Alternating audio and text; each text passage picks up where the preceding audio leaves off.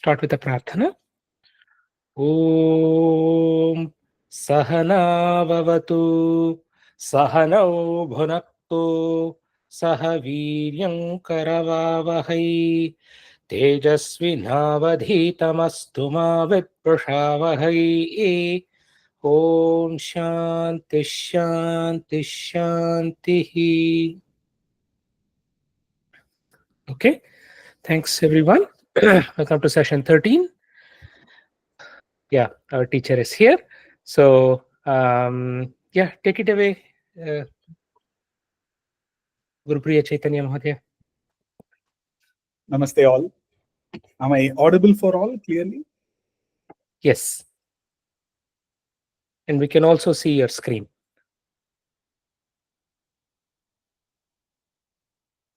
Well, I'm not able to see you. Just a moment.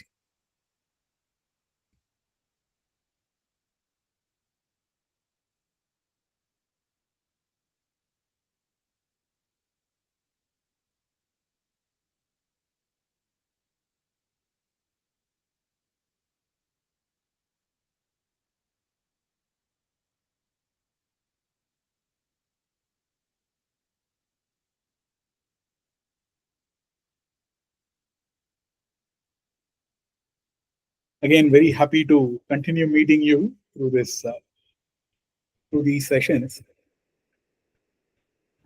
I thought that in this module, let us explore a bit about Chandas Shastra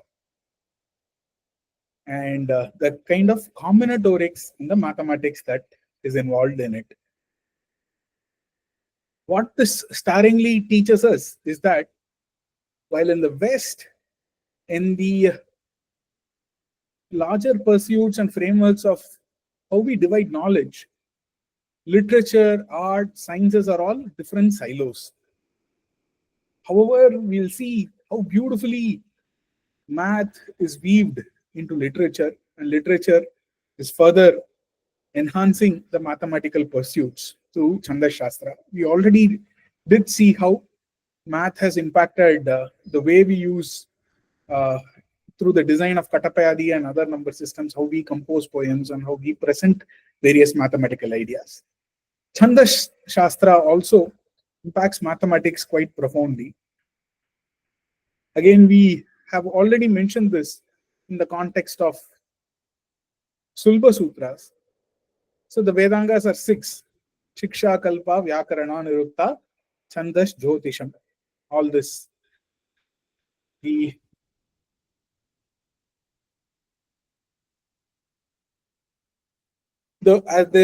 We see that in this order, there's actually mathematics in almost every domain.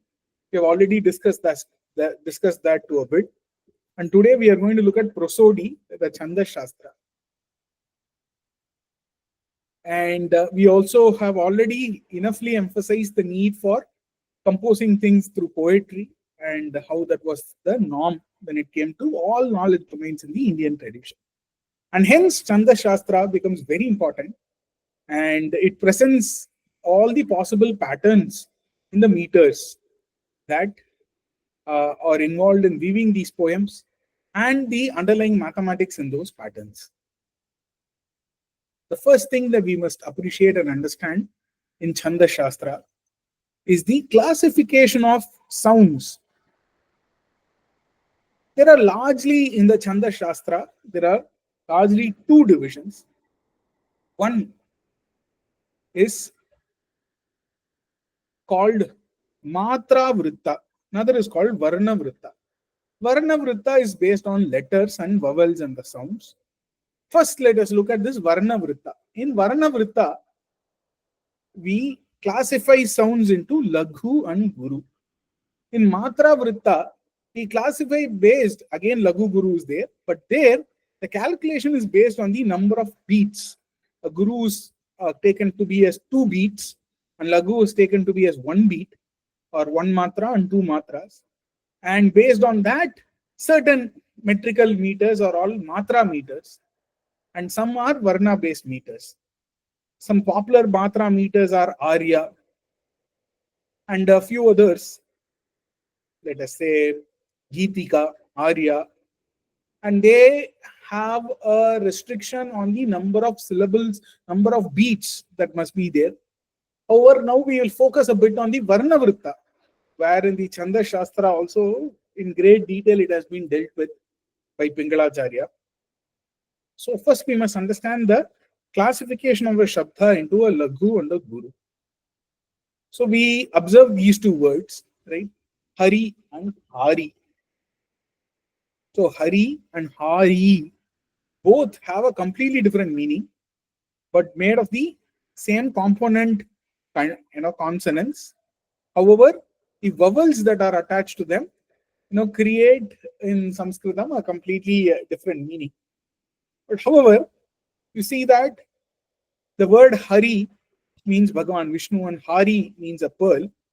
Now, Ha is a Laghu Shabda and Ri is a Laghu Shabda. It's a short sound. Ha, Ri, these are all long sounds. Right? So fundamentally, we see that the language in itself is endowed with some short and long sounds. But how are they formulated?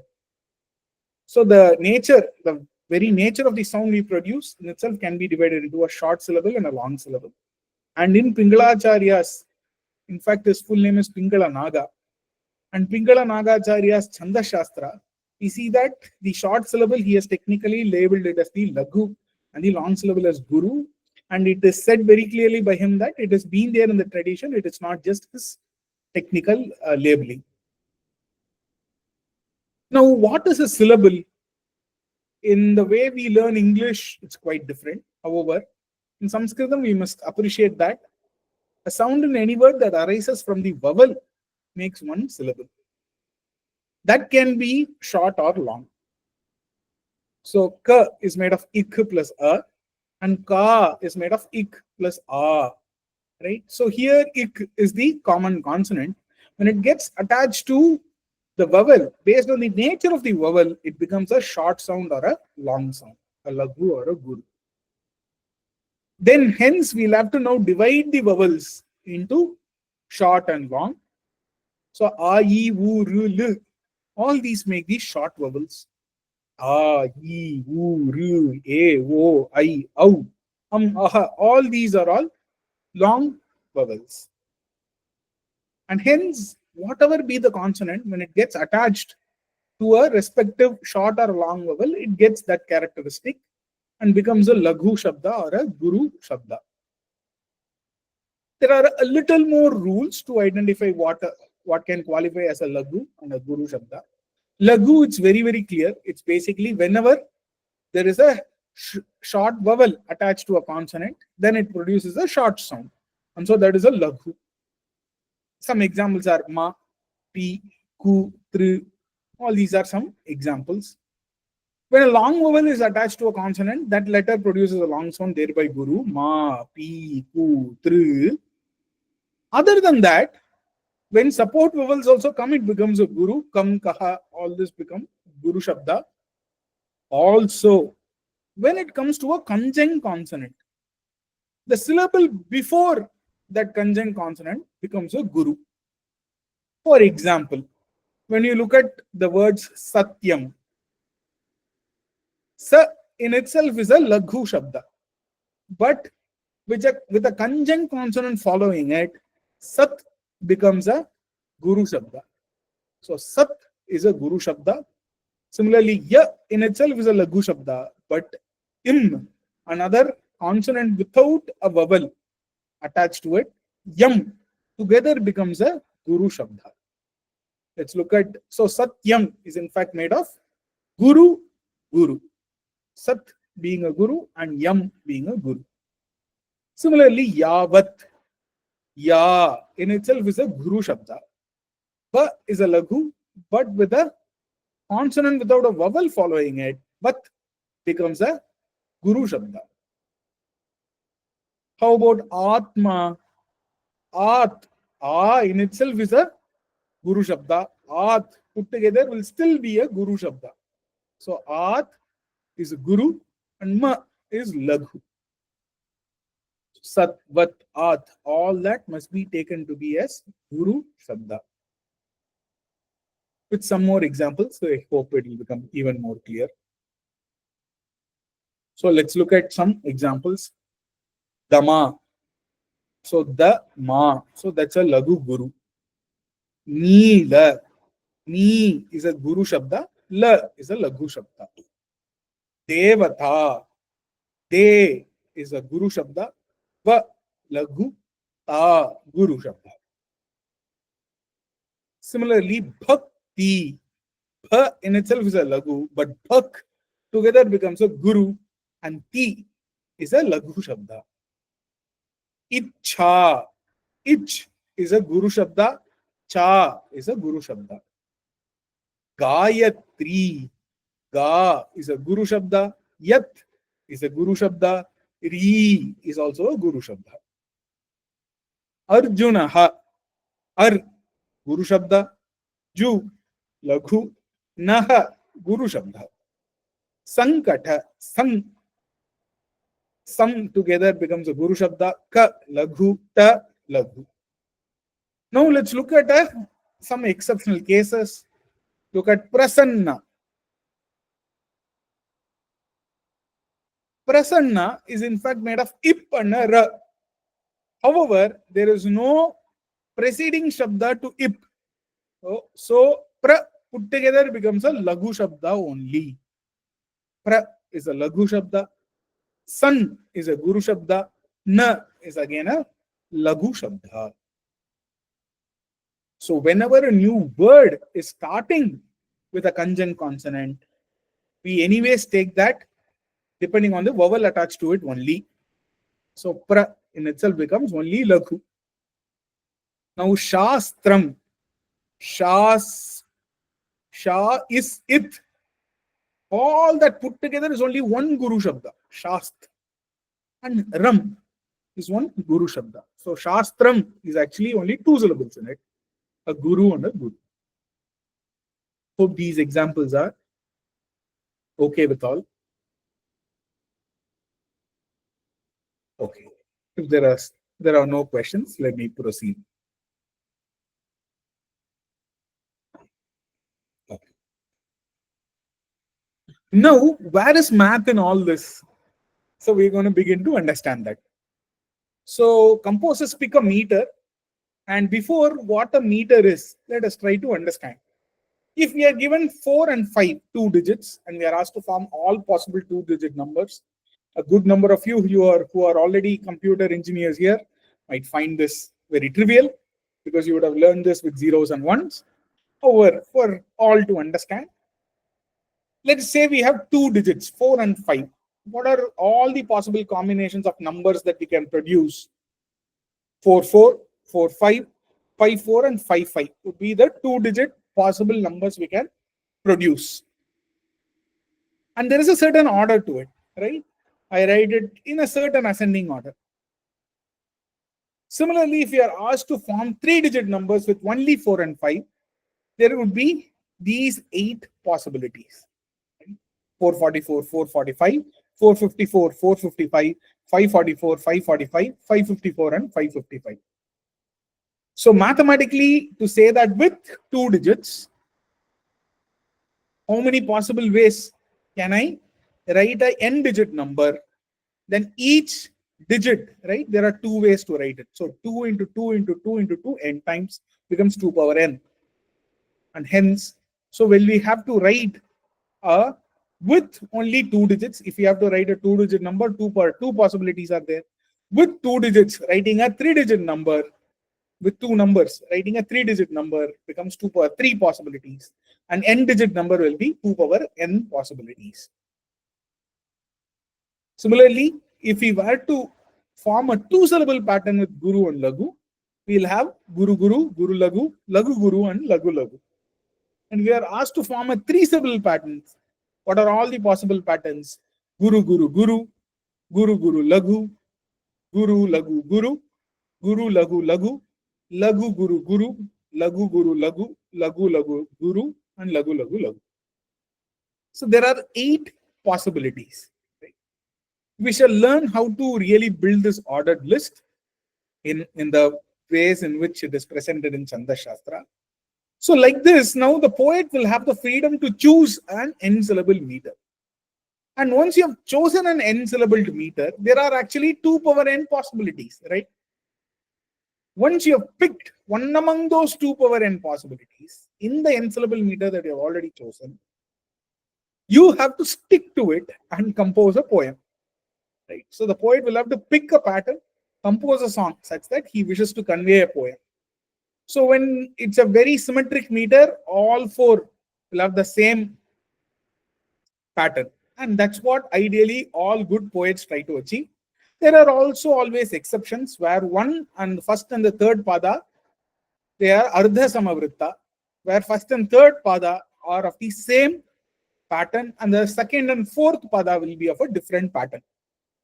So that is an ardha samavritta.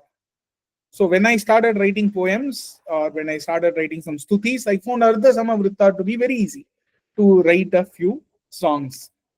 But a good, challenge when it comes to fully samavritta. And there are also mishra vrittas, not vriddha, I'm sorry, mishra vrittas, where you will see all 4 are quite different and so on. So prosody, we will see how it is applied in practice.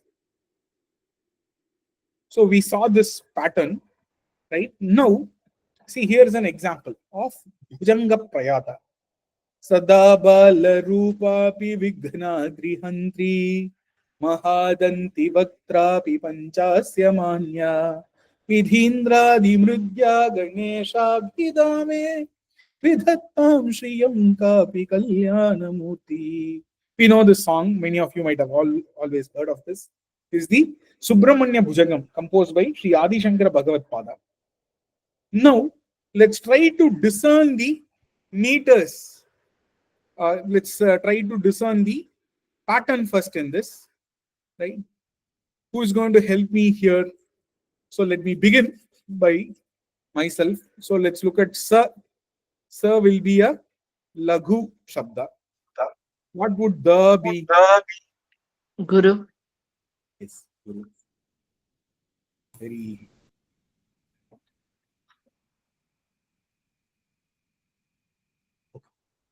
Guru.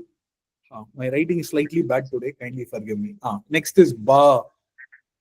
Guru. Guru. Guru. Okay. Guru. La. Lagu. Lagu. Guru. Sorry, Guru. Guru. Pa. This Guru. Guru. Guru. P. Lagu. V. Lagu. Lagu. But big is there. That makes it a Guru. Guru. This is okay for all? Okay. Similarly, Nad is there. Nad will be again a Guru. Re is also here. There is one Re here. It is a Lagu. Lagu. Her itself is a Lagu, but Han becomes a Guru. Han is a Guru. Hant, in fact, is a Guru, and Re is also a Guru. Is this okay for all? Mm-hmm. Okay. Would anyone like to try the next line? Ma. Lagu. Lagu. Lagu. Ha. Guru. Guru. Guru. Lagu. Danta. It's a Guru. Dan, right? Guru. Then T. T. Lagu. Lagu. Vakt. Guru. Guru. Guru. Ah. Ta. But there is a next word too, right? So that will become Guru. No, this is not a conjunct consonant. This is an additional matra. Okay. Guru.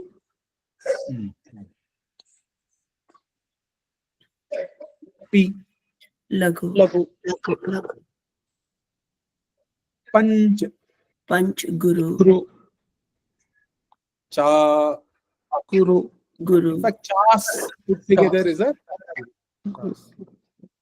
Ya. Lagu. Lagu. Man. Man. Guru. Guru. Ya. Also Guru. Guru. Guru. Guru. So, so this is how Adi Shankara Bhagavad Pada and others have all composed, right? So you pick a meter. This is one pada of that song, right? So one pada, this is a 12 syllable meter, right? This is a 12 syllable meter. So every pada has a 12 syllable meter. So the entire Bhujanga, be it Sri Ramachandra Bhujangam, be it the Subramanya Bhujangam, they are all written in this kind of a meter where the entire objective has been to pick a particular pattern and stick to it continuously. Yes, was there a question, Ji? Yes, Ji. Mohoday, so we are talking about Laghu and Guru. So is it equivalent to Alpa Prana and Mahaprana? No, Ji. So Alpa Prana and Mahaprana is not Laghu Guru. As I just explained, Laghu Guru is based on the vowel that it gets attached to. If it's a long vowel or a short vowel. So for example, Kha, Kha, let's say Gha is a Mahaprana, but it is attached to a short Shabda. He, if you want to say, it's attached to a short Shabda. Dhi and Tre. In Dhi, if you say, it's attached to a long Shabda. So the same Alpa Prana, Mahaprana consonants can be attached to a short or a long vowel. So it's the short or the long vowel that is deciding if it is a Laghu or a Guru Shabda. And if there is a conjunct consonant following a Laghu Shabda, the Laghu grows into a Guru. Is this okay for all? Okay, so you mean that the consonants can be Alpa Prana and Mahaprana, but True. the Laghu and Guru will depend on the vowels themselves. Vowels there attached. Exactly. Okay. Thank you, Ji. Yes. The beauty of naming this meter, it is Bhujanga Prayata. In fact, later Kedara Bhatta defines this meter in itself. Bhujanga Prayatam Chaturbhir Yakaraihi, he says. So he tries to define this meter in itself. So this Bhujanga Prayata.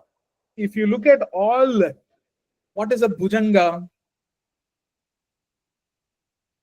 In Sanskritam, if anyone has been learning Sanskritam, what would the word Bhujanga mean?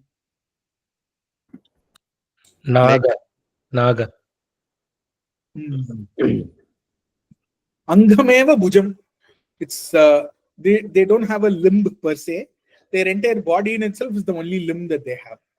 And it classifies all crawlers, and in general, we use it for Naga. So Bhujangasana, right? We say, where we lift without the help of our limbs, we try to lift our upper body. Similarly, this Bhujanga, why is this meter called Bhujanga Prayata?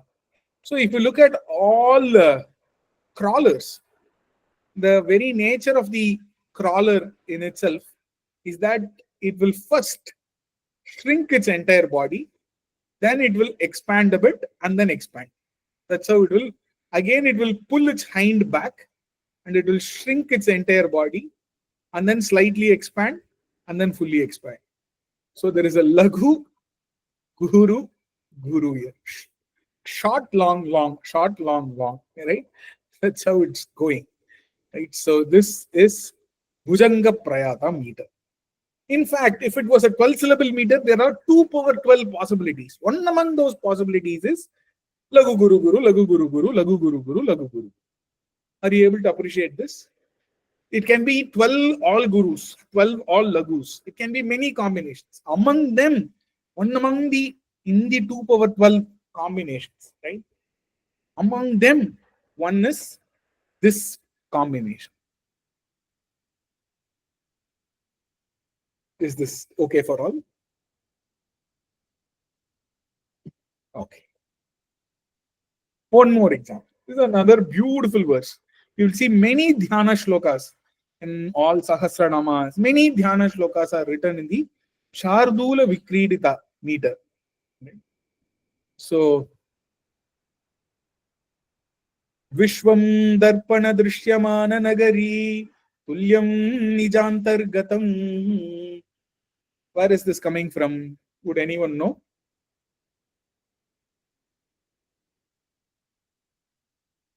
This is coming from the Dakshinamurti Stotram, composed by Adi Shankara Bhagavad.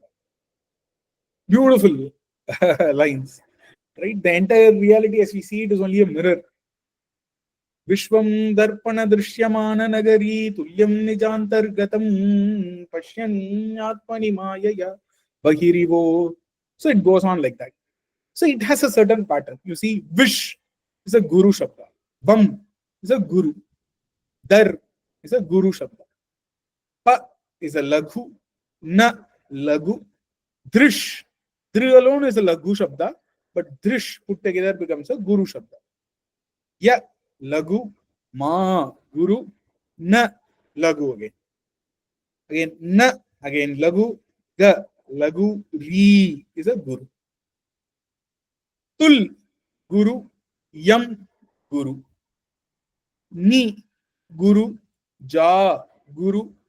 In fact, Jan together is a Guru. Okay. Ni is a Laghu. Jan is a Guru. Tar is a Guru. Ga is a Laghu. Tam is again a Guru. It's a 19 syllable meter. This is a 19 syllable meter. This is called Shardula Vikridita. Shardula Vikridita means a play of a tiger. This is a very, very famous meter you can come across while learning many shlokas in Sanskrit. But you might also have observed that, be it this or this example, we group the syllables in three units. Right? So this was earlier done as a tradition in order to codify this particular meter. Okay. They wanted to codify this meter and they wanted to create a method for it. So traditionally in Sanskrit, Guru is represented like this and a Laghu is represented by a single line. This Avagraha and then the single line notations. Right? So these possibilities, right? They are all given a Gana name. This three put together is called a Gana. You might have always heard of this in your mother tongue. Magana, Yagana, Ragana, Sagana, Tagana, Jagana, Bhagana, Nagana. All this is there. So many songs are also there, right? With talking about this.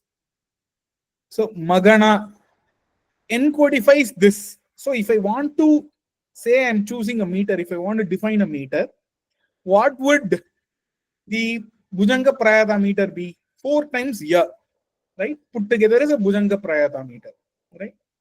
So the definition for the Bhujanga Prayata meter goes that Bhujanga Prayatam Chaturbhir Yakaraihi.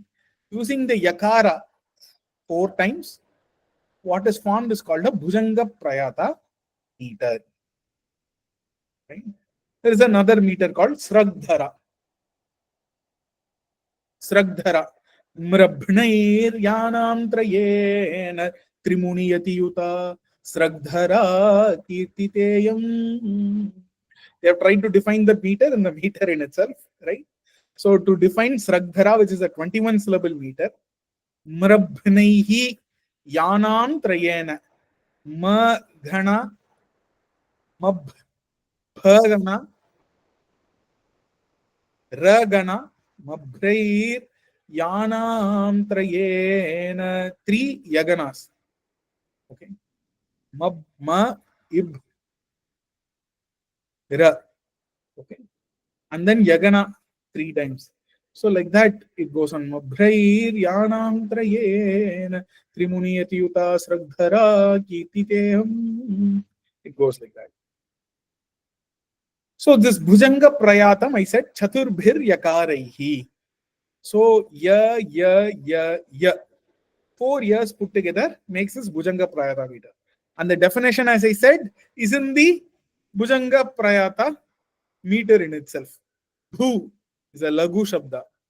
Jang is a Guru Shabda. Ja in itself is only Laghu, but Jang becomes a Guru. Kap becomes a Guru Shabda. Kap and Ra is a Laghu Shabda. Ya is a Guru Shabda. Tam is a Guru Shabda. Cha is a Laghu.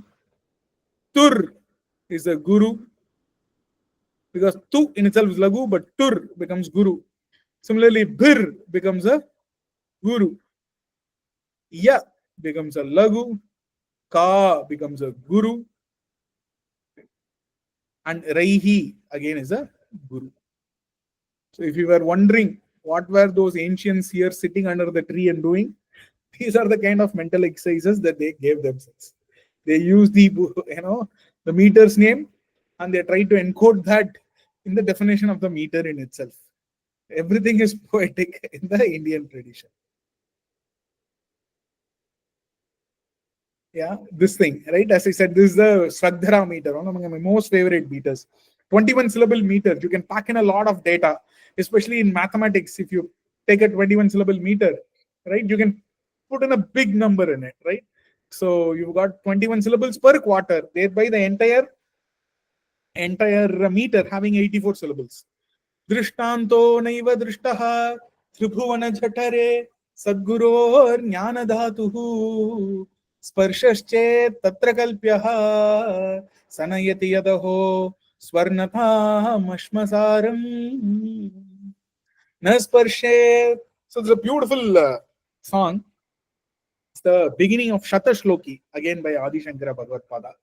Why I'm again bringing Adi Shankara quotes is that look at the kind of genius Indian system. When we say someone is a genius, like Adi Shankaracharya, mastered the Vedas at age 5, composed all the important works that Brihatrayi that he wrote at the age of 8, right? He wrote the Shankara Bhashyam for 3 things, right? What are the 3 things he wrote the Bhashyas for? He wrote the Bhashyas for the Bhagavad Gita, he wrote it for the Brahma Sutra, and the 10 principal Upanishads he has written Bhashya.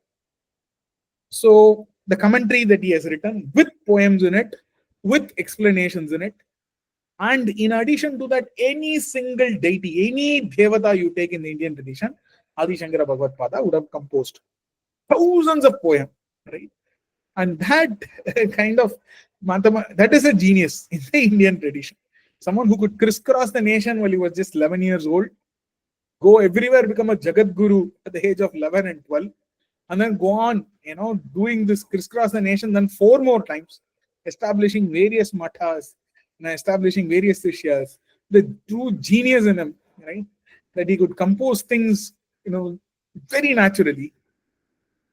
And it is what I've seen with children is that the more we give exposure to them, the more the big data you get, and the brain is quite capable of really composing things. We have children here in our Gurukula who can compose things in Anushtup. Some can do it in Shardula Vikriditam.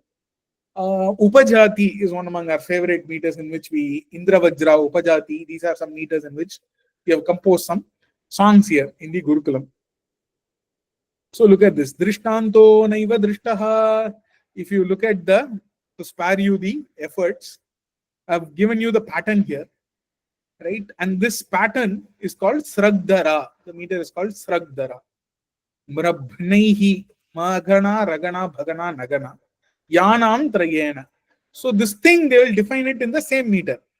Mrabhnair Yanam Trayena Trimuniyati Yuta Sragdhara Kirtiteyam. So it's a big meter. They have to fill more details in it. So they are telling where the breath can be taken while saying this meter.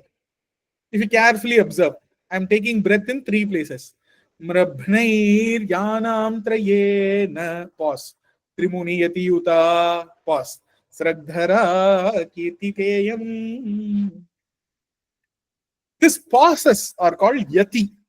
And when you write a word which you can't split, that's called a Yati Bhanga. You might sometimes write a completely entire sentence in a particular Yati. Right? So what we are going to see here is that this Yati, where to take it, he's saying it in using the encoding of Bhuta Sankhya. You remember Bhuta Sankhya from the last class? Muni, what might it stand for? The Bhuta Sankhya. Aha, It was just an ordinary Saturday, another Saturday morning. And I'm asking you questions from last Saturday. 7. Thank you, Ji. Very happy that someone could say this, because Muni, Rishi, all that stands for 7. We saw this in the last session, in the Bhuta Sankhya. So 3 Muni is 3 times 7. This is a 21 syllable meter, right? I can take, for every 7 syllables, I can take a break. I can take a pause. That is what this Trimuni Yati Yuta, that which is endowed with a Yati when 7 syllables are completed, is popularly known as Sragdhara, is what they have encoded here in this definition of this meter in the meter in itself.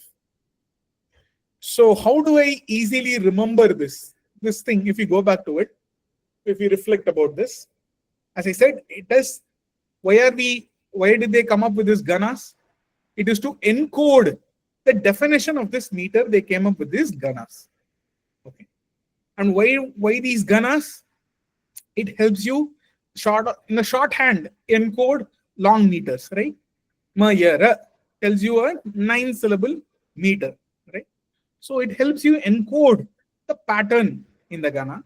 Then you might ask, what about that which is hanging out here, right? Shardula Vikridi. They finally will say one guru or one lagu, what is extra, also they will beautifully describe in the meters in itself. Today, let me not make it a Sanskrit class. I've tried to give you the Sanskrit context enough. Let's go into mathematics as much as possible.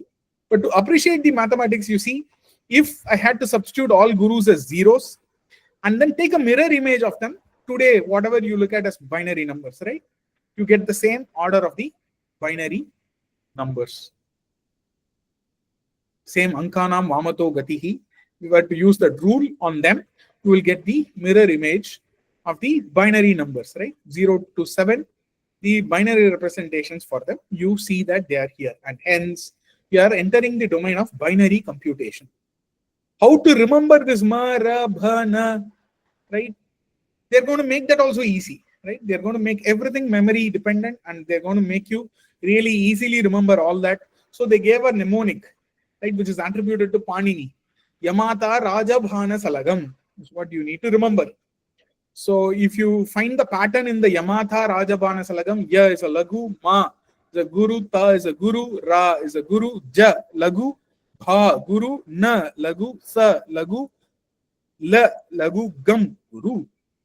Having encoded this, now Ya will be the first 3 lagu guru gurus, Ya gana. Ma gana is guru guru guru. Are you following what I'm saying?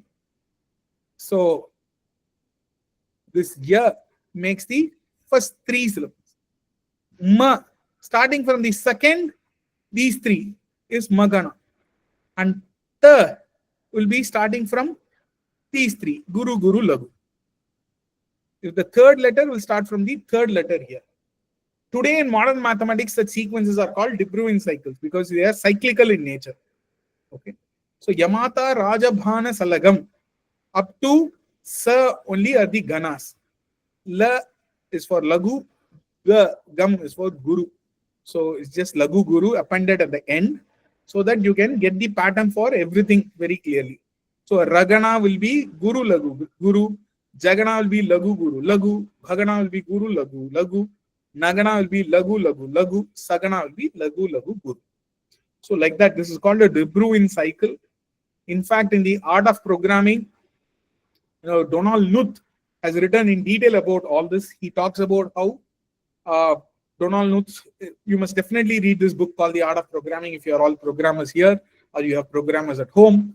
Donald Knuth is one among the very serious authors who goes into how various algorithms and the origins of these algorithms and so on. And he has gone all the way to, Pingalacharya when he comes to talking about combinatorics and binary numbers. These de Bruijn patterns are found in his book. And, these are all de Bruijn cycles these are for 3 syllable meters and 4 syllable meters and so on. Right? He has documented all that there. It's a cyclical meter, right? Lagu Guru Guru. Guru Guru Guru, Guru Guru Lagu, Guru Lagu Guru, Lagu Guru Guru, Guru Lagu Lagu, Lagu Lagu Lagu. It goes like that, right? So all this, you can cyclically, this is also a circular pointer, and you can, traverse this in three steps and get all the, ordered list of them. Similarly, this is also for 4-syllable meters. Now, if I were to just for a moment pause here and compare to the, prosody in Latin poetry, which has largely influenced all other Indian languages, right? So we see that this is all that they have when it comes to the possible set of meters in the Latin poetic system. In the Indian system, infinite meters are possible because they are all 2 power n. Any n syllable meter you can pick and then compose, right? Pentayam, when you see Shakespeare and all that, very few combinations, that are there in the Latin poetry when it comes to meters. Now, without further ado, let me jump a bit into math. Okay. The first half, we have tried to understand the encoding context, and thereby this Chandas giving us a fertile ground for doing various mathematical studies as well. So let us understand a bit about Chandas Shastra and then go into seeing the mathematics that are given in the Chandas Shastra. Chandas Shastra was composed by Pingala Nagacharya around 3rd century BCE. Whenever the historians give a date, please do understand that it is as early as 3rd century BC, but it can be earlier than that as well. Right? So the word Chandas in itself means prosody, the science of meters. And in this Chandas Shastra, Pingalacharya introduces some combinatorial tools called pratyayas, which can be employed to study the various possible meters in Sanskrit prosody. In fact, we have made all our Gurukula children write all these into programs. In our Gurukula, we have where the children have written flowcharts of these, and many children have written these as Python code as well. So the algorithms presented by him form the earliest examples of the use of recursion also in the Indian mathematics. This is also a programming construct called recursion, where you call the same function within the function in itself. So as various Indic scholars have pointed out, Pingalacharya deserves to be credited with the following important breakthroughs in mathematics: the origin of binary arithmetic, the combinatorial techniques that can be used when it comes to creating sequences, reading sequences, finding sequences, and so on. The Meru Prastara, the so-called Pascal's triangle, is given by Pingalacharya. The binomial coefficients and even the so-called Fibonacci sequence are all given by Pingalacharya. However, we call the Fibonacci sequence today in Indian mathematics as Hemachandra numbers. Why? Because he had explicitly spoken of the properties of this, and all these definitely preceding our Western counterparts, be it Pascal or Fibonacci. So Pingala, he systematically studied the mathematics of poetry, and he arrived at all the breakthroughs that we have just mentioned earlier. So the text Chandas Shastra is also an Ashtadhyayi. It has 8 adhyayas in it, and 308 sutras are spread across these 8 chapters. The first and the last chapters are the main chapters that are mathematically of interest. The rest, the 2nd, 3rd, 4th, 5th, 6th, and 7th chapters are all exhaustive account of different meters, popular meters in Sanskrit. Though there are 2 power 12 combinations in a 12-syllable meter, one among them becomes very popular, and it's conducive to compose, turn that and then tune it into ragas and everything, right? It stays as popular meters. Such popular meters are first enlisted, and the 8th chapter is completely mathematical in nature. The first chapter, he gives a few things in the first chapter. Mainly, he tells this Yagana, Bhagana, Ragana, what it is, what is the Guru Shabda, what is the Lagu Shabda, whatever we just defined till now, he has given it in the first chapter. And the 8th chapter, we are going to study right now, which has a lot of mathematics in there. They are called Pratyayas. In the chapter 8, Pingala introduces 6 Pratyayas. And see, this is the Chandas Shastra, is in the Sutra form. It's also called Chandas Sutra. So these sutras are very tough to decode thanks to various commentators of those times, right? For example, if all you had seen were only formulaic derivations, who is going to explain the context of them, right? So sutras are like that, rules that are very concisely written. Alpaksharam asantiktam saravat vishvatom, very, very concisely written are these sutras. They have a certain lakshana. And those sutras, if not for the commentators, we might not have understood them very clearly. So we are going to understand 6 out of the 6 pratyayas, at least 3 pratyayas mathematically, let's try to understand. But he has given 6 pratyayas. The first combinatorial algorithm that he has given is called, all these combinatorial algorithms are technically called pratyayas. The first among them is called prastara. Prastara is an algorithm, a procedure by which all the possible metrical patterns with a given number of syllables can be laid out sequentially in an array. Okay. The sequential generation of all the possible combinations. How to do that? There is an algorithm that he says. Then comes Sankhya. He says the process of finding the total number of metrical patterns possible. For example, when I say it's a 12-syllable meter, what is the total number that is possible?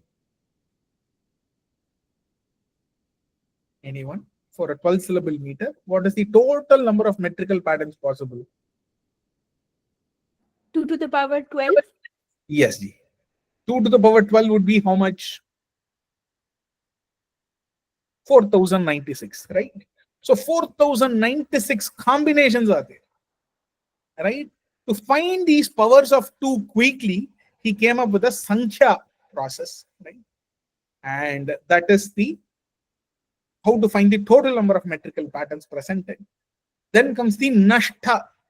Nashta is the process of finding for any row with a given number. Let's say in the 4096 combination, when I ask you the question, what's the 1000th combination?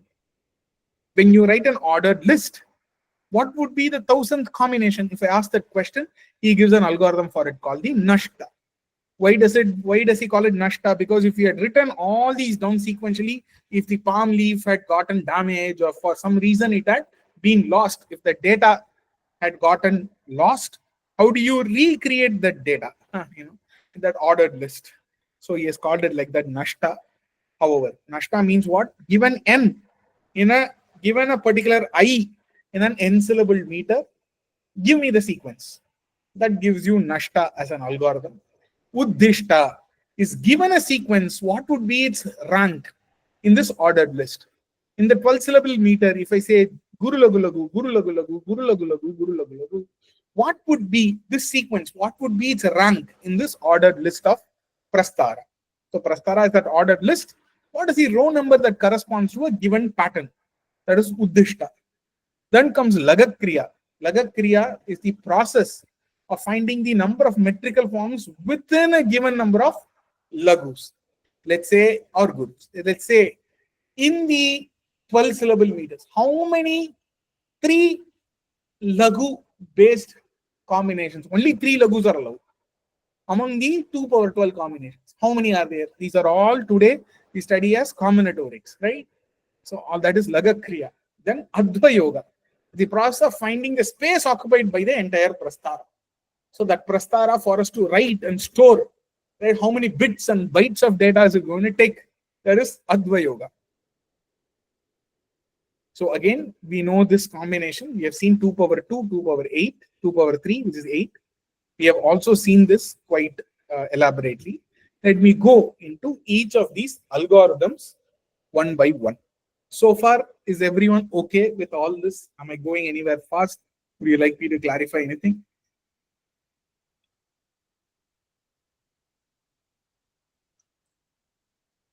For sure, for now, no. But I think we need to go back and revisit the class again. It's not fast, but it's hard to digest, I would say. So you please continue, but yeah, I think we will go back and revisit the class. Sure. But I hope that everyone has understood the foundations of Lagu Guru. I hope you understand that patterns can be formed with it. That's the most foundational understanding that we can take from what we have understood so far. And in them, there is some mathematical constructs that we can explore. So this question, right? First is prasthara. If it's a 2-syllable meter, if it's a 3-syllable meter, 5-syllable, 6-syllable meter, how do we create this ordered list? Right? Is the first combinatorial algorithm that is given by Pingalacharya. And as I said, this procedure is called prasthara. Just to quiz our audience here on a fine Saturday morning, what did Pingalacharya call all these 6 combinatorial tools as? What was the technical term for them? Pratyaya. Thank you, Darshan. So pratyaya, right? Yeah, you are all with me. Thank you. And among pratyaya, we are going to see the first one, which is prasthara, which is the ordered generation of all possible combinations. He gives a sutra like this: Dvikau glau mishrau cha pritakla mishraha vasavastrikaha. He says. Okay. He gives very, very short sutras like that. In the eighth chapter of Pingala Chandas Shastra, the 20th to 23rd sutras are these 4. What does he mean? He says Dvikau glau. Palm G and L as a pair, write them one below the other. Mishraucha, Pritakla Mishraha. That together means what? It means insert gurus. Mishraucha, we are going to mix them, but we are going to mix them separately. We are going to add gurus to one pair and lagus to one pair. Right? And we're going to, after repeating this process, we'll have 8. Vasu in Bhuta Sankhya, what does it mean? We saw in the last class. Ashta Vasus, right? So Vasu means 8. So we have 8 metric combinations in a 3-syllable prasthara. That is what he means. So even if you don't understand the sutras, let's try to implement this algorithm. So he says 1-syllable meter. What are all the possibilities? Either one guru can be there or one lagu can be there. That's the only 1-syllable meter possibilities, right? So only 2 possibilities are there. When I say you have to compose a poem and you can only choose 1 syllable at a time to write, right? If we say that you can either choose a guru or a lagu. Only 2 possibilities are there. If it is a 2-syllable meter, he's saying that first, how do we do this? He's saying first duplicate this pair, guru lagu, again duplicate this guru lagu. To the first pair, insert guru. To the second pair, insert lagu. Thereby, you have got the ordered list. Guru, guru, lagu, guru, guru, lagu, lagu, lagu.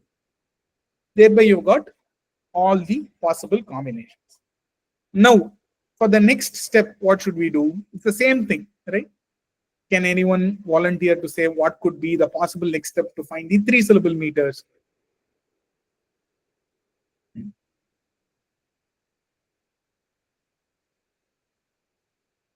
So figuring this out is quite amazing, right? It's not going to be straightforward, right? Yes, Surekaji. Lagu Guru. So next step is again what he's saying in his algorithm is again now to form the 3-syllable meter, we have got to again duplicate this entire 2-syllable meter again once more. And to the first half, we have to append gurus and the next half append lagus. Is this clear for all? Fantastic. So now, if you want to do a 4-syllable meter, duplicate the 3-syllable meter twice, insert gurus to the one end and insert lagus to the other end. In fact, to create ordered list today in modern combinatorics, there are many different algorithms. This is called a lexicographic algorithm in the modern computational terms. That's the algorithm that Pingalacharya has given long back. Quite interesting, right? Now, we are going to learn an alternative algorithm. Now, the problem is to construct a 12-syllable meter, I should sequentially construct 2-syllable meter, 3-syllable meter, duplicate that again, 4-syllable meter, duplicate that again, and go on like that, right? So, Kedara Bhatta, another beautiful Indian thought leader who wrote the Vritta Ratnakara, another book text dedicated only to the combinatorics of prosody. He gives another algorithm.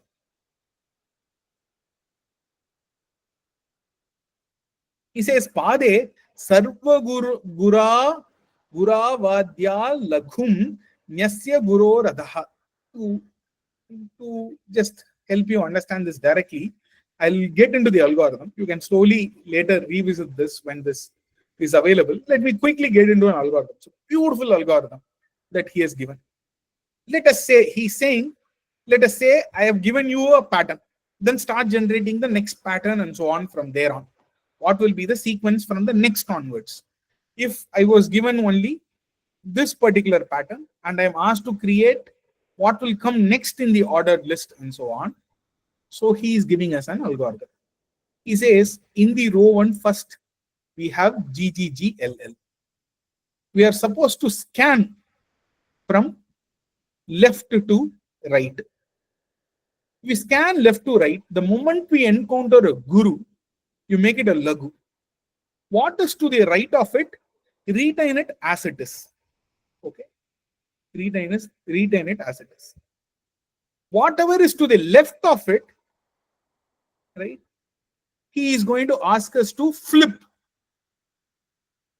the pattern that is there. That is, make the pattern alternate. Okay? That is the algorithm that he says.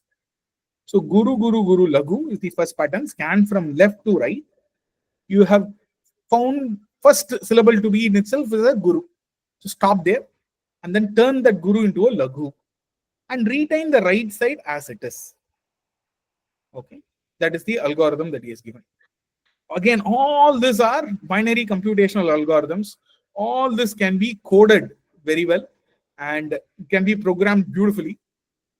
Some of this we have, as I said in earlier, some of this we have programmed as well. So next, now we have the current status is L lagu guru guru lagu. Now start scanning from the left to right. Whenever I encounter a guru, make that a lagu and retain the right side as it is. In the left side, flip whatever it is there, flip it into the other thing. Now lagu is there, make it guru. If guru was here, make it lagu. So you have to just flip whatever was there in the left hand side. So now we have got the next combination. Now start scanning from left to right. Immediately we have encountered a guru. Make that guru a lagu and retain the right side as it is. Now again start scanning from left to right. We encounter a guru only here. So make that guru a lagu, retain the right side as it is, and flip all that is there in the left side into its other opposite. If it was a lagu, it will be a guru. If it was a guru, it will become a lagu. Like that, he has given an algorithm, ingenious algorithms, all these. Today, when you learn binary computational thinking, algorithmic thinking, all this, make a beautiful curriculum for computational thinking students. Okay. If this was going over your head, that is fine, but I'm sure you would have understood this. This you can slowly understand by going back to the video and again seeing, and you can yourself try doing many patterns. That's the way you will easily understand. Now I'm going to the next algorithm, more relatable algorithm. It's called the Nashta. Okay. As I said earlier in itself, I have briefly spoken of Nashta. I have said that. Let us say there is a 6-syllable meter. There are 2 power 6 total possibilities. If I have to answer a question like, what is the 42nd pattern out of these 64 possibilities, then he gives a procedure, an algorithm called the Nashta. What is this algorithm? He gives a particular sutra again, and he says, of the given number, if it is possible to off it, write a lagu. If it is not perfectly, if it cannot be offed, then add 1 to the number, divide it by half, and then write a guru. That is his entire algorithm. Okay, this is very, very similar to the binary algorithms that we study right now. Okay, let us implement this as an algorithm and see. So 42nd meter we are going to find among the all 64 possible meters in the 6-syllable meter. Are you all with me? So there are 64 possible meters when it comes to a 6-syllable meter. Among them, his question is, what is the 42nd meter? Now, Take 42. Is it divisible by 2? Yes. So you divide it by 2 and mark a laghu. What do we have now? 42 divided by 2 is 21. Now is 21 divisible by 2? No. So add 1 to it, divide it by 2. Whenever an odd number has come, you mark a guru. Now 11 was our last result. 22 divided by 2. Again, it's not divisible by 2. So mark a guru, add 1 to it and divide it by 2. 12 divided by 2 is 6. So 6 is divisible by 2. So mark a laghu, and 6 divided by 2 will be the current value, which will become 3. 3 is not divisible by 2. So perform 3 plus 1 by 2 and mark a guru. Then 3 plus 1 by 2 is 2. It is divisible by 2. 2 divided by 2. It is possible. 2 is divisible by 2. Mark a laghu. And 2 divided by 2 is 1. So we have reached 1 and we stop our algorithm here. So what he's saying, this laghu, guru, guru, laghu, guru, laghu. This will be your 42nd combination, is what he is saying here. So the 42nd metrical pattern will be laghu, guru, guru, laghu, guru, laghu. Isn't this wonderful? In fact, this is how you form binary numbers even now today, right? Given a decimal number, if I ask you to form a binary number, it's the very same algorithm. That's why we said he is the founder of the binary arithmetic. Shall we do one more example? 132. Would any of you like to try with me here? 132. Is it divisible by 2? You mark a laghu. What's the next step? Anyone?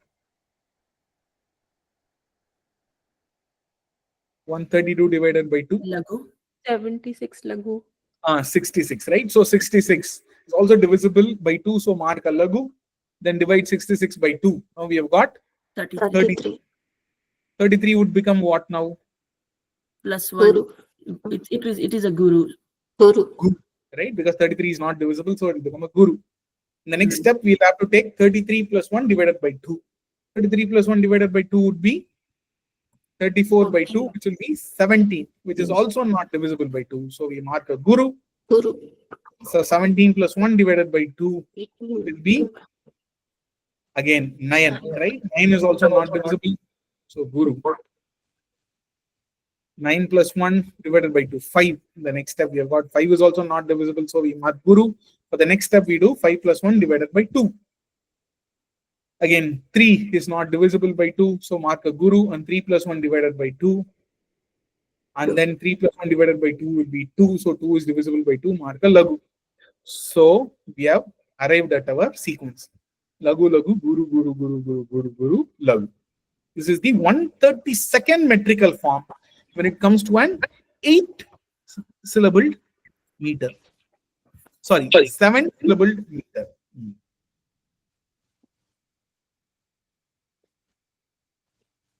What are the total number of possibilities? 2 power 7 possibilities, right? Which would be how many possibilities?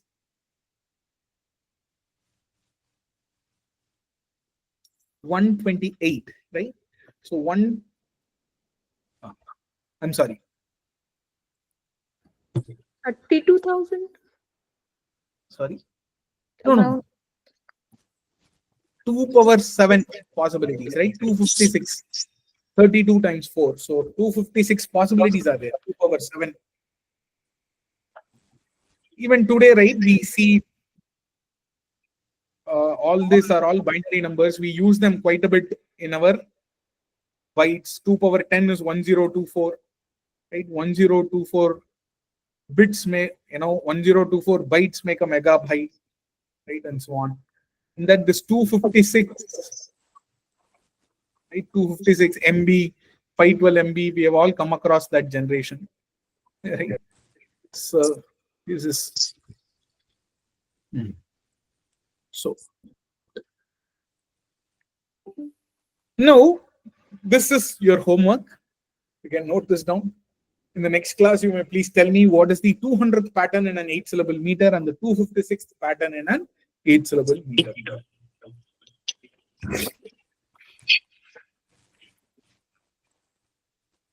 One more algorithm by Pingalacharya, which is the Uddishta algorithm. Now, given a pattern, we are supposed to find out. Okay, given a pattern, we are supposed to find out what would be its ordinal number in the ordered list, which is the reverse engineering of this algorithm, right? So he says now, start with the number 1. Scan from the right. I think someone's mic is open and I think I'm hearing an echo or a feedback. So start with the number 1, scan the pattern from the right and begin with the first lagu, which means he's saying omit all gurus in the right side. So we have got to do this from the right side because we're going to reverse engineer this, right? In the previous case, right? From here, we are going to reverse engineer and then find this number, right? So we're going to start from the rightmost value. Right? If it is a guru, he's saying skip it. You don't have to worry about it. He's saying if it's a guru, skip it. Whenever you encounter a lagu, double it. Whenever you encounter a guru, double and reduce by 1, which is just the reverse engineering of this, right? So let us say a simple example. For a 4-syllable meter, 2 power 4 possibilities are there. That is 16 possibilities are there. Today we call this the hexadecimal code system, where we write all these 16 combinations. So in the 16 combinations, what is GLLG is the question that he's asking. What would be the ordinal number that corresponds to guru, lagu, lagu, guru is the question. Right? So what is this algorithm saying? Start scanning from the right and omit all gurus and come to the first lagu. Whenever you encounter the lagu, you've got to double it. Right? So when you encounter a lagu, double it. We start with the value, initial value is 1. When we encounter a lagu, we double it. Right? So rightmost pattern is G. We skip all that until we encounter a lagu. And when we encounter the lagu, 1 becomes 2, doubling it. Next is also a lagu. So that 2 becomes doubled again, becomes 4. Next, we encounter a guru. When we encounter a guru, double and reduce by 1. So when you double the current value 4 by, when you will get 8. When you reduce 1 from it, we get 7. So that's all. The 7th combination is guru, lagu, lagu, guru. That is what he says. I think one more example we can try to do, right? Okay. I have not made one more example. I have made only homework. We can try. You can give me any combination. We can try some pattern. Okay. Let's do the homework sum. How many syllable meter is this? 8-syllable meter, right? And I want to find out which among the 2 power 8 combinations, right? 256 combination. So where would this be? Where would this combination come? Is the question.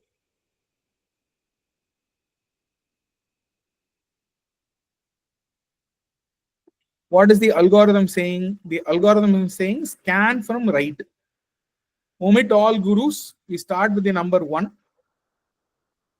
Omit all gurus. When we reach a lagu, we make it 2 now. Again, we have reached a lagu. Now it has become 4. Current value is 4. We have reached a guru. Double 4 and reduce by 1. So it has become 7 now. Again, guru. Double the 7, which is 14. Reduce it by 1. It has become 13. Now lagu. Directly double it. Now the value is 26. Again a lagu. Directly double it. Now the value is 52. Now we reach a guru. Double this. 104. Minus 1. 103. So the 103rd combination will be this pattern.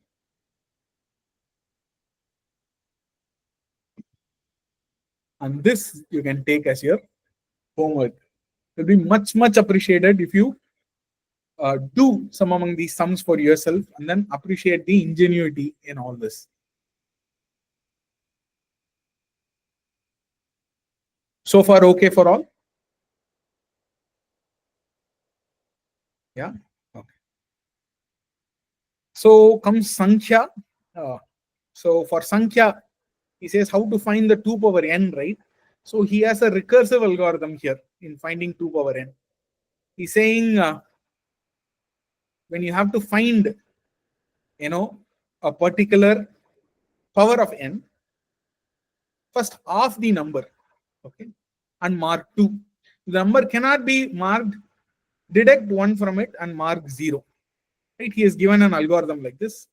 Then finally, if 0 is the marker, multiply the current value by 2, and if 2 is the marker, square the current value. Okay. In the interest of time and not complicating it, I'll just try to give you a direct example. Okay. Let's say 6-syllable meter, right? You have to find 2 power 6 ka value right now. So 6, if I can half it, I mark 2. If I cannot half it, I reduce 1 from it and mark 0. Here no division. Now the current value is 2. I can half it and mark 2. Now the current value is 1. The 1 is not an even number. I can reduce it by 1 and mark as 0. So 2020 is my pattern now that I have. So whenever there is 2020 as a pattern, right, he is asking us to do the following steps by scanning the marker string from last to first. Okay. 2020 starts with 0. Whenever you encounter 0, multiply, okay, by 2. Whenever you encounter 2, you have to square the current value. So it works like that. The current value is 1. If you multiply it by 2, it becomes 2. When we encounter 2, 2 square we have to find, which will become 4. When we encounter 0, we multiply this 4 by 2, which will become 8. When we encounter 2, we have got to square 8. 8 square, which will be 64. Why is this algorithm important? Because it actually reduces the complexity of finding squares, powers of 2, actually.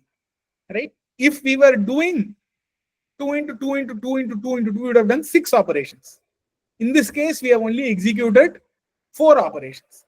Like that, the algorithmic complexity of this, computing powers, is reduced by O log n and so on. So, all this is there in computational theory right now. Why I'm saying all these complex things to you on a Saturday morning is not to give you a stomach ache or a brain ache this morning, is to say that today what we, complex computational algorithms that we study right now were studied and presented by Pingalacharya as early as at least 300 BCE. Right? And that is something that we must all, celebrate and understand. The minimum takeaway from here, the 3 algorithms that I expect you to know well and study well are Prasthara, Uddishta, and Nashta. Okay. In fact, the underlying summation of squares of 2, there is an underlying relationship that he says here, and this is also the foundation for the geometric series. Okay. All this has been very well analyzed by various scholars. The 2 sutras, it in fact amounts to these 2 things. Now comes the Pascal's triangle. Let me, we are towards the end of this class and we'll appreciate 1 or 2 interesting things, that Pingalacharya has done. Look at this Pascal's, triangle, today called Pascal's triangle, but in the Indian tradition called the Meru Prasthara.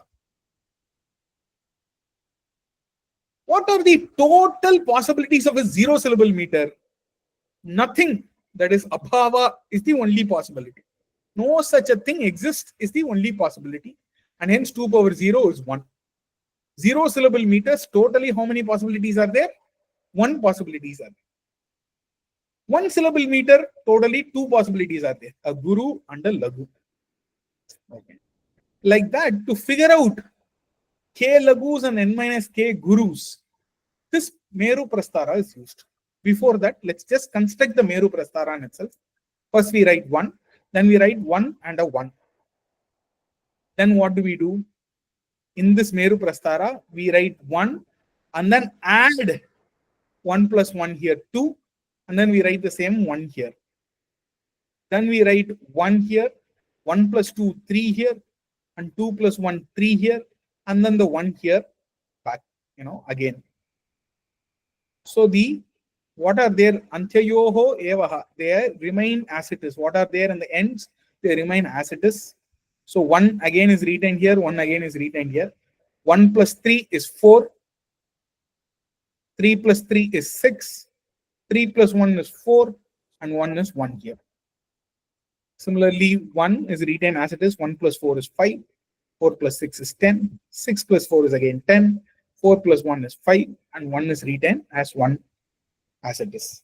Once you have constructed this Meru Prastara, it can help you answer various questions. Okay? It can help you answer various questions.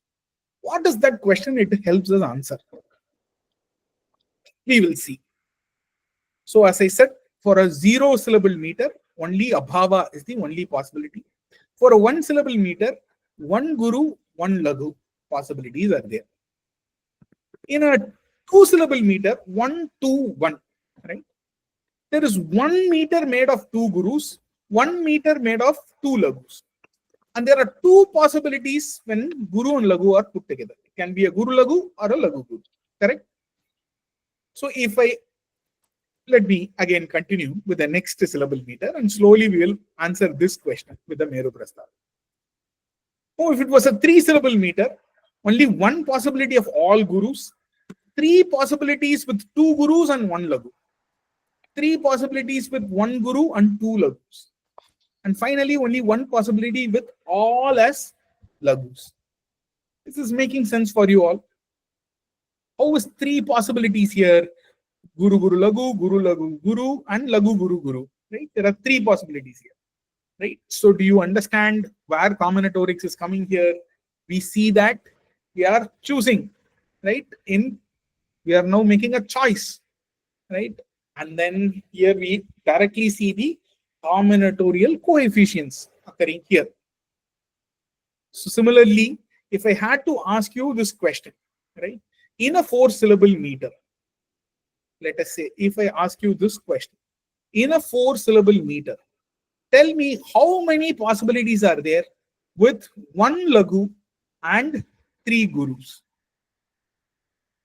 How many possibilities are there with 1 lagu and 3 gurus? This directly helps me arrive at the answer that there are 4 possibilities. So this Meru Prastara was used as a lookup table to answer this puzzle. Look at this question to begin with. Okay.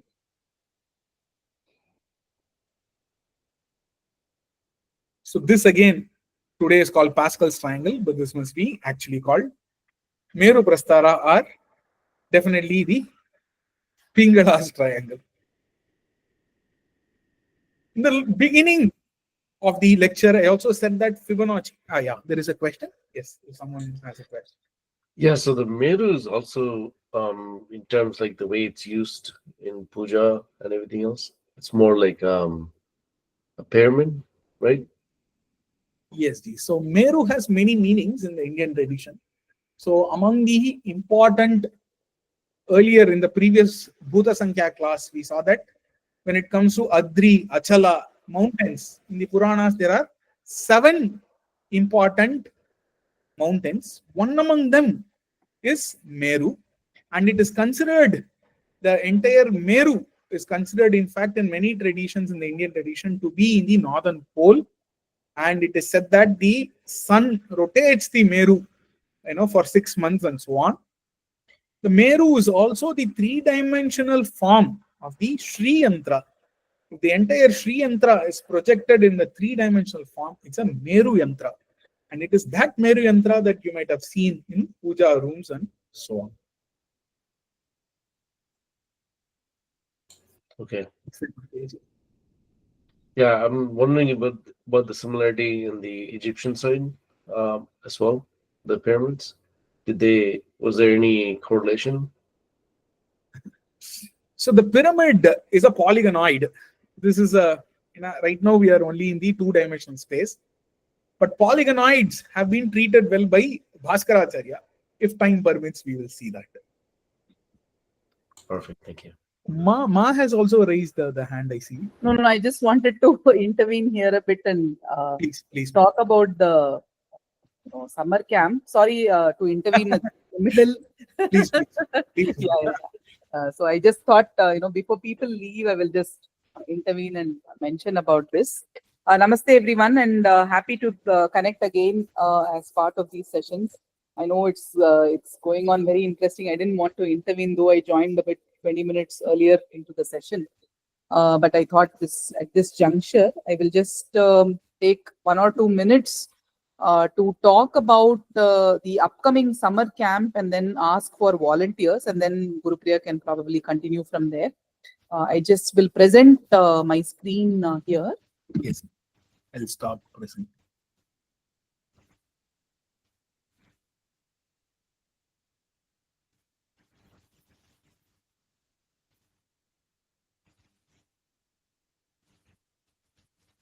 So there is, and towards the efforts of the school that we are working on, we are also offering a summer camp in Austin. And I thought I will speak about it a bit. So the dates of the summer camp are June 9th and 9th to 20th. The idea is that, whatever we have studied as part of this course or whatever we look at as Bharatiya Vijnana, Ganita, astronomy and all of that, it must reach the children of the community. And this is a good point or juncture to have a summer camp of this sort so that it benefits the children of the community. So we thought we will do it in June. And the summer camp is for a period of 2 weeks. The timing is from 9 a.m. to 3:15 p.m. And the venue is where we had the KSI talk when I was there, which is this particular address. And age groups 5 to 9 years. And we felt as a team, we felt that this will be a great opportunity, like an internship, to teach to children whatever we have been looking at as part of this course, and also explore some things on our own as well. And also this, a lot of concepts we discuss, we read about in IKS, we meditate upon and all of that. But then how to creatively take it forward to the children of the community, this is a wonderful opportunity to do that. So the components of the summer camp would be, of course, chanting, yoga, Ayurveda, Ganita, Nakshatra Vidya, Kala, and Krida, and all of these components would be there. I will leave this presentation, of course, in this group so that you can take a look at it. So we are looking for volunteers, one every day full time, like all the days you can be there. Every day part time, like all the days, but some part of the day you can be there, or few days you can be there the whole day, or maybe a few select slots. And whoever is able to volunteer, we will be working closely with you as to what content we can offer. This would be based on the content that we have already worked upon. Some of it you're already probably exposed to, all will be exposed to in the future as part of this course, and a little more of what Anadi has sort of created for the relevant age groups. So we will provide you training, whoever is volunteer. So this is a wonderful opportunity to connect to the community and give back to the community. So this is, yeah. So the slots, so this is the timetable. In terms of 9 to 9:15 is reporting, 9:15 to 9:30 is Guru Puja, and 9:30 to 10:10 would be some chanting, could be Bhagavad Gita, could be the Shanti mantras, or even the simple daily activity mantras like Karagre, Vasate, Lakshmi. We have a sort of a set of chants for that. And then we have Vijnana in terms of Ayurveda, sustainability, and then yoga, theory, and all of that. And even Nakshatra Vidya as well. And then we have a slot for Ganita. Again, there is a slot for yoga as well, storytelling, art, and of course some Krida at the end of the program. So this is a broad architecture that will be followed every day. Of course, there is some scope for dynamism and all of that. Here what we've done is we have created a form, a Google form for you to express interest, and if you're able to share it by April 30th, then it will be easy for us to work with you and take forward the summer camp based on your availability.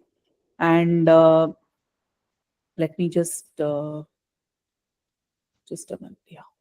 So this is the form that we are requesting to fill. Your name, email ID, and volunteering availability and volunteering type, whether it is teaching or just supporting by hanging around in the place. And then we have put the dates of the camp and which slots you might be available, or you might be able to offer.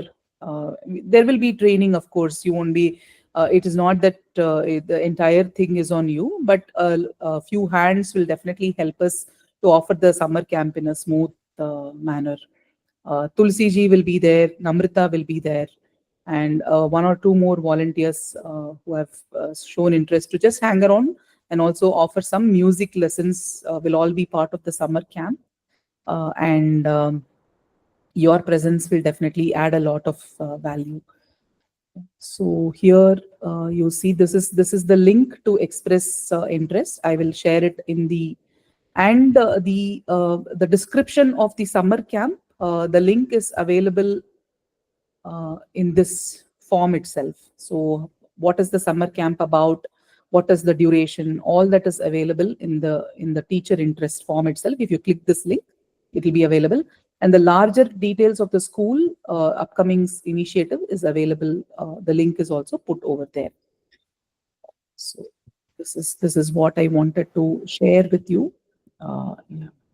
Smriti ji, Huh. are people allowed to, or not allowed, encouraged to participate in a part of the internship opportunity, or do they have to be there for all? No, Ji, there are different options. That is, all the days, just select slots for a few days. Yeah. Okay. But some kind of a substantial help, say if they say that, for example, alternate days I can come for 2 hours. That's something like that will be really good. But of course, yeah, people have plans and all that. We do understand.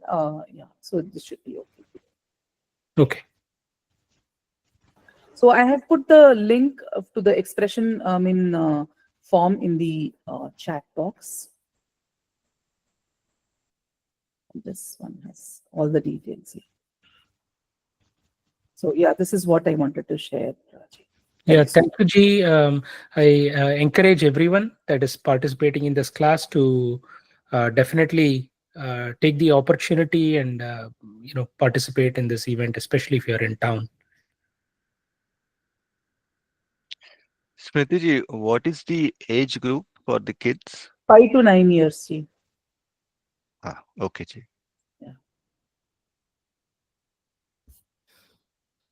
I would also highly recommend the true joy of learning Indian sciences and Indian knowledge systems is actually when you try to break it down for children. So none of my homework, none of this is going to help us. It's actually, when you work with children and the very joy of sharing, when you see them adapt this, that's where you would see a fantastic growth in yourself in contributing to this. DPG has shared, this is 2 hours away from it. If you find a way to be in the city, I would say your child would definitely miss out something big. Find a way to be in the city and definitely find all possible reasons to be part of this campus. What I would encourage all of you to. There will be great joy in digesting this and again presenting this. That's going to help us become really good at this and carry this forward and spread the joy of IKS to everyone.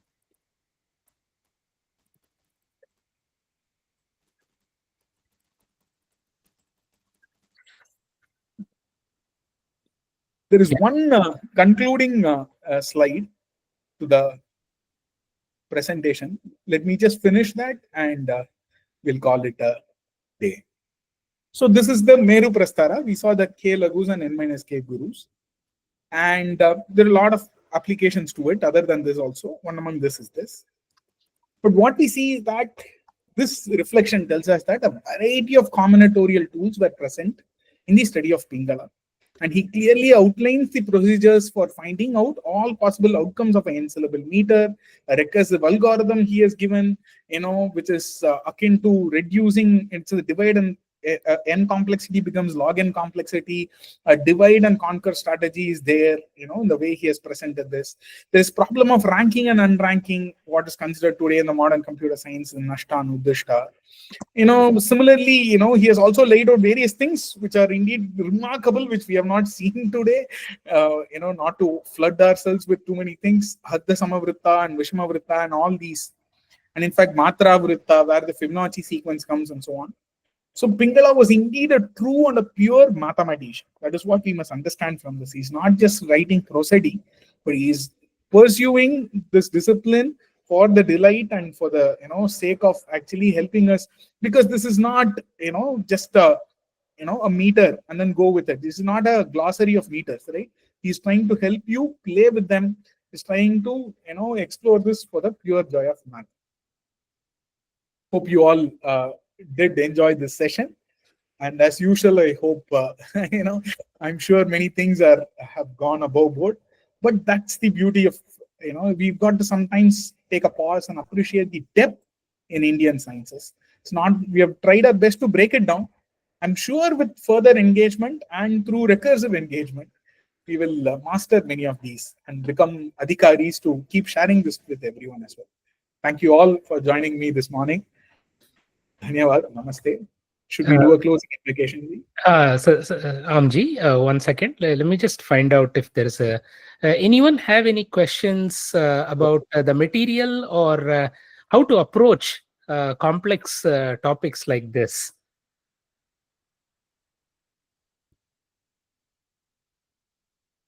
Sorry, one suggestion is maybe we can have a shorter small groups in person or online and discuss about or brainstorm about what we understand. Okay, that will helps to break down. I mean, some concepts we are able to grasp it. Sometimes it's like we heard this one somewhere else, like Yeah. No, understand. Definitely, we'll find a way to conduct a smaller session and discuss these things. One of the other things is, at the end of, so next week is the 4th session in the Ganita series. And the week after that, we will have, some individual presentations that will also give you an opportunity to go back and review some of the slides and the videos and so on. As you may all have seen, we are posting the slides and the videos promptly on Google Classroom. If you review something, you can always watch it in 1.25 or 1.5x speed. And if you have any questions, you bring it back to the classroom and ask Shri Gurupriya Chaitanya ji. So we can make sure that you are keeping pace with the material. Okay, ji? To add to it, just the one small point, I feel that Swadhyaya is going to be very important. In the Indian tradition, Abhyasa means Satubirgha Kala Nairantaryasya Satkara Sevito Drida Bhumihi. Until we gain a firm ground. Any knowledge system works like this, right? So the objective of the a class session is not to digest everything right away. Then there is no rasa in it, in fact.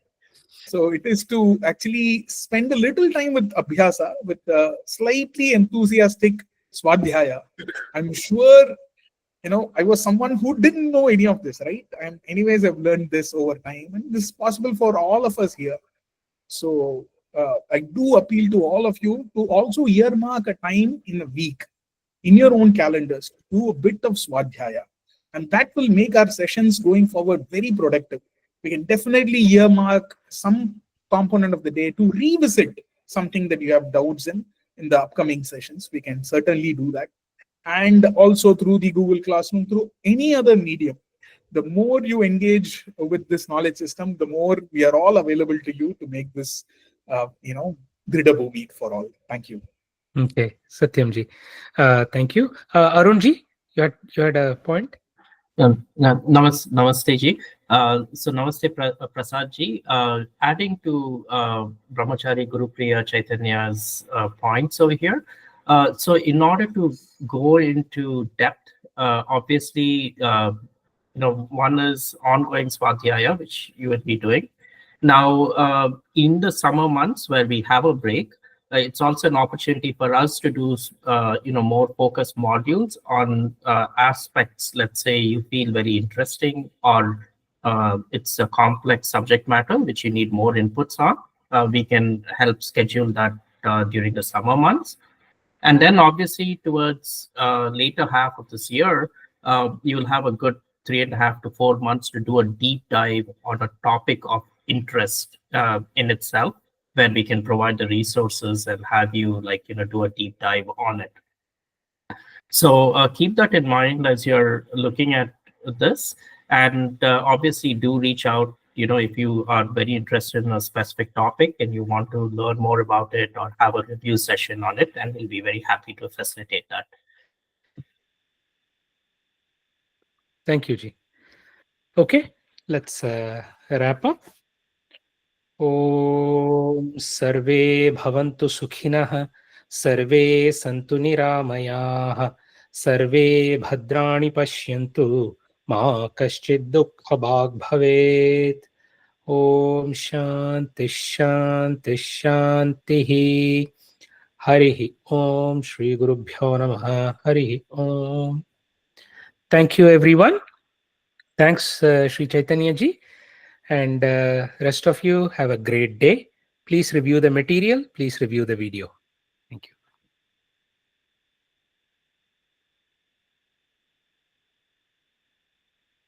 ಧನ್ಯವಾದ. ಧನ್ಯವಾದ.